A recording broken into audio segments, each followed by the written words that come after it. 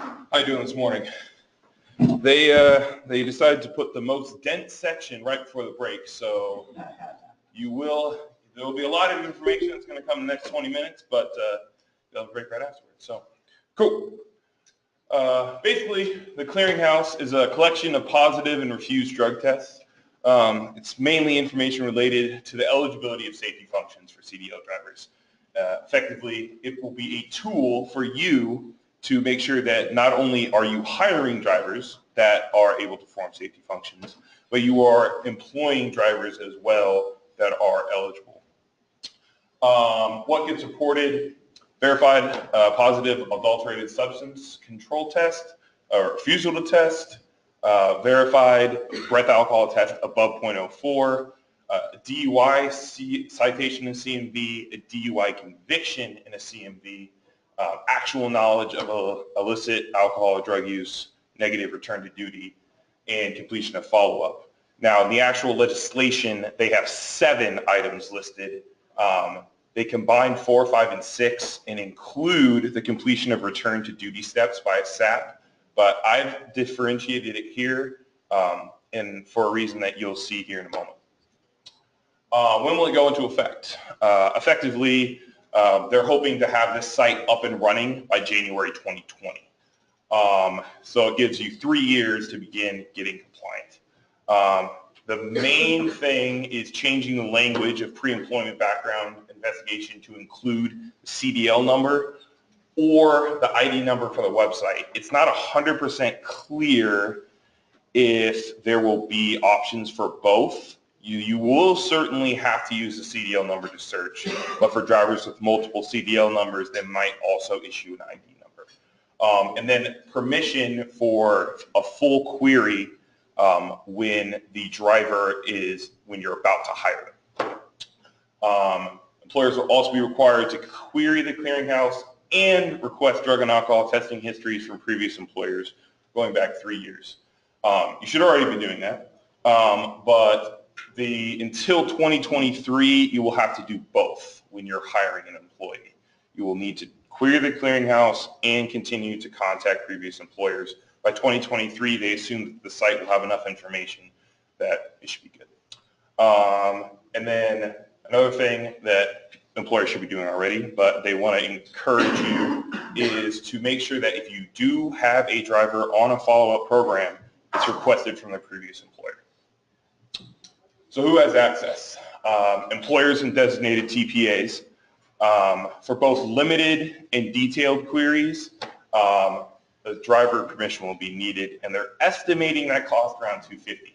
Now, that's based on the Clearinghouse that is in Arkansas currently, but the FMCSA believes that because this database will be so large, and they estimated about 5 million queries a year, that cost will probably go down. But $250 is general range. Employers are not allowed to give blanket permission, to have employees give blanket permission for unlimited queries. Basically what this means is you will have to do annual queries, but those are limited. They don't give detailed information. They just say whether there's new information about a driver. Now for that, you can get blanket permission. It will be included basically in your new hiring packets. But for full queries that will have all the information on there, that can only be given by the driver through the Clearinghouse. What they're imagining is that when drivers register to the Clearinghouse, they will send an alert to that driver saying that this company has requested details for your history, drug and alcohol testing history. Drivers will have access to the records at no cost, and DOT officials with regulatory authority will also have access. This will include states that issue CDLs. Going forward with the Clearinghouse, CDL, state driver's license authorities will not renew, reissue, or update CDLs for drivers that do not have the ability to perform safety functions. They'll be using the Clearinghouse as well to determine that. So if a driver is on a follow-up program isn't following it, decides to go try to get a CDL in another state, they'll query the clearinghouse, see that they aren't available to do safety functions, and Luke, thank you, and they will not be able to get a new CDL. So why query the database? Pre-employment, employers will need to run detailed queries in order to make sure the drivers they are planning to hire do not have outstanding positive test results. And annual screenings, queries, limited. These basically just say, is there new information about this driver? Yes or no. If there is new information, you will need to query the database again after getting permission from the driver. So for employers, you're going to need to register your authority with the clearinghouse. Before making hiring decisions, you need to query the clearinghouse. And every year, got to do a query as well. And you have to keep up-to-date records regarding actual knowledge, including DUI citations and convictions. The clearinghouse will also have the ability to store information for the queries that you have made for previous drivers, which is also a requirement. Drivers must allow for queries regarding record of drug and alcohol testing, and this is super important. They must alert employers or prospective employers in writing of violations. So if you have a driver that is operating under multiple authorities, he tests positive under a different authority that authorized the test, that driver is required to alert you that they tested positive under a different authority. The only exemption is if the employer administered the test, they don't have to tell you because you already know. Employers get permission for the full query, and if you do a limited query, find results, you have 24 hours to do a full query to get the results there. If that does not happen, that driver has to be pulled from safety functions. So if the detailed query returns positive results or refusals, employers have to make sure the driver has seen its SAP, completes a return to duty process, including a return to duty drug test, obtain a copy of the follow-up plan from the SAP, and if the driver does not comply with the follow-up plan and knowingly uses a driver that is not allowed to perform safety functions, there will be penalties from the Department of Transportation. Basically, the penalties run in conjunction with 49 U.S.C. 521 Part B2. Another part of this is that non-compliant employers may also have their clearinghouse access revoked for frequent violations in reporting, including falsifying tests or putting information that they know or should know that is false.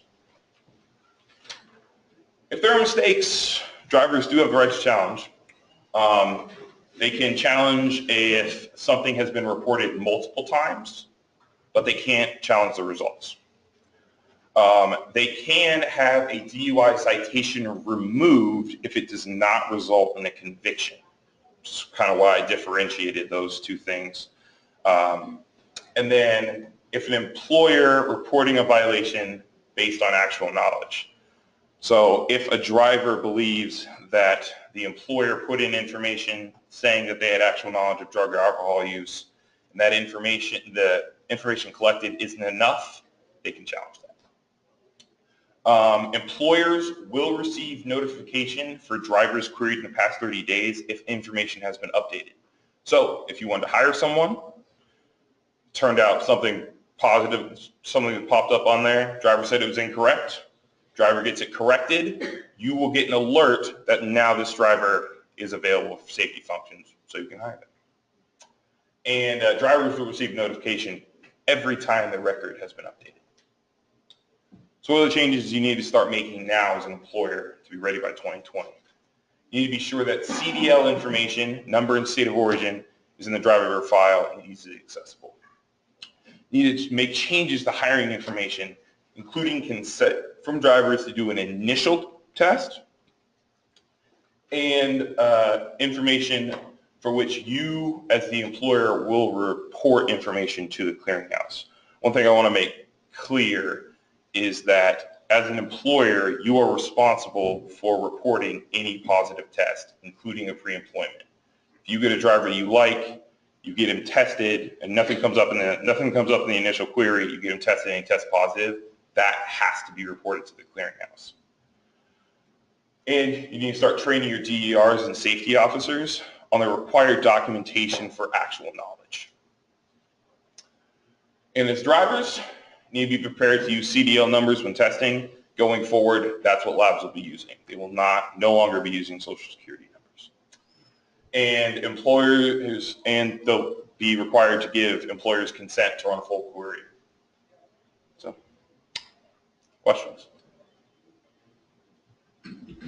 Yes, sir. You mentioned at the beginning about multiple CDL numbers. Mm-hmm. How are we getting multiple CDL numbers? So this rule was created basically to account for the fact that a driver may test positive in one state using one CDL, go to another state, stop their drug and alcohol use enough that they can get hired somewhere else and get a new CDL, and then operate under that thing. What this clearinghouse will effectively do is if an employee has multiple CDL numbers, all that information will be the same. So if you search a CDL number, it'll pull up a driver, and it will have, if they have multiple CDLs, those will be listed there as well. Follow up on that. So they're not concurrent CDLs. It's you have one CDL that has been surrendered in Washington and a new CDL that's been issued out of California. Yeah, all that information will be on the clearinghouse. Yeah.